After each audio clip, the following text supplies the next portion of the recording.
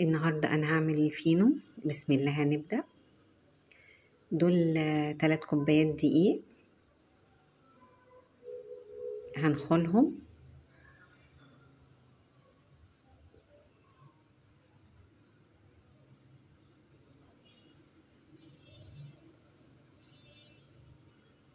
حط عليهم رشة ملح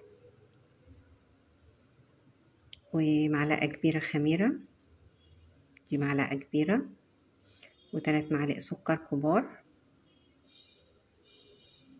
ومعلقة لبن بودرة، ونقلب المواد الجافة كلها مع بعض. بعد كده هنحط معلقة زبدة كبيرة، وده لبن على مية تكون دافية. طبعا المية او اللبن بيختلف على حسب نوعية الدقيق.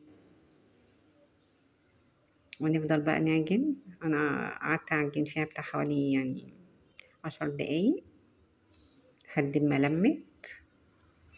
بنسيبها تختمر نص ساعة، في الصيف ممكن تقعد نص ساعة.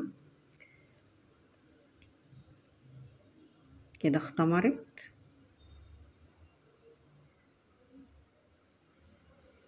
هنكورها بقى كور صغيرة.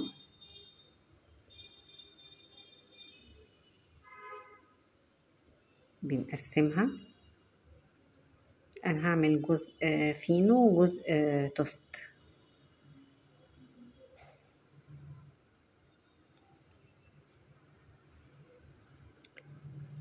بس تمام كده. هناخد بقى هنفردها كده زي كأننا بنفرد البقسماط.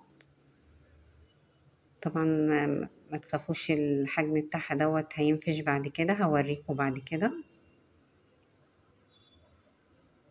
هنلفها كده، هنفردها كده بالطول زي شبه البقسماط كده.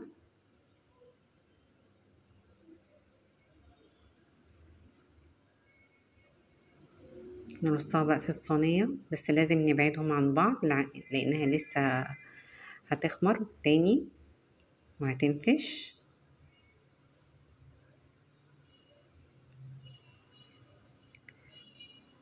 بنسيبها بقى تخمر في الصينية. وده الجزء اللي أنا سيبته للتوست. بنلفه كده بنفس الطريقة دي، ونحطه في أي قالب عندنا زي كده، أي قالب إنجليش كيك. بنسيبهم بقى يخمروا. أهو بص، شايفين الحجم بتاعهم الضعيف ازاي. هنا دي بيضة بحط عليها رشة نسكافيه علشان تضيع الزفارة بتاعتها.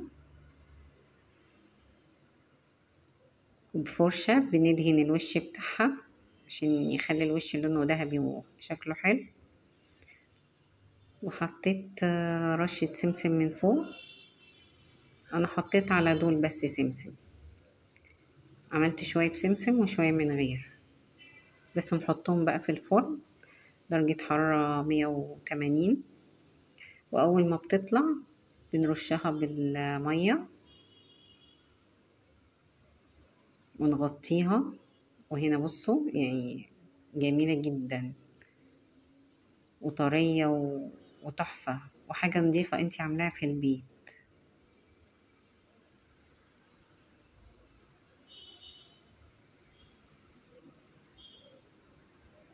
وهنا اهو فتحتها بالسكينة. بصوا جميلة، يتاكل حيف. وده قالب التوست.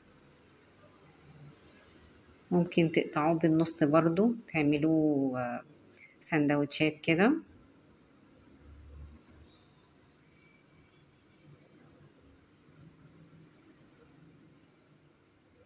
وجميل وموفر والدقيق عندنا وعندنا كل الحاجات معظمها موجودة عندنا في كل بيت. بس والله جميلة وتتاكل حيف وحلوة للأولاد ومضمونة وموفرة في نفس الوقت.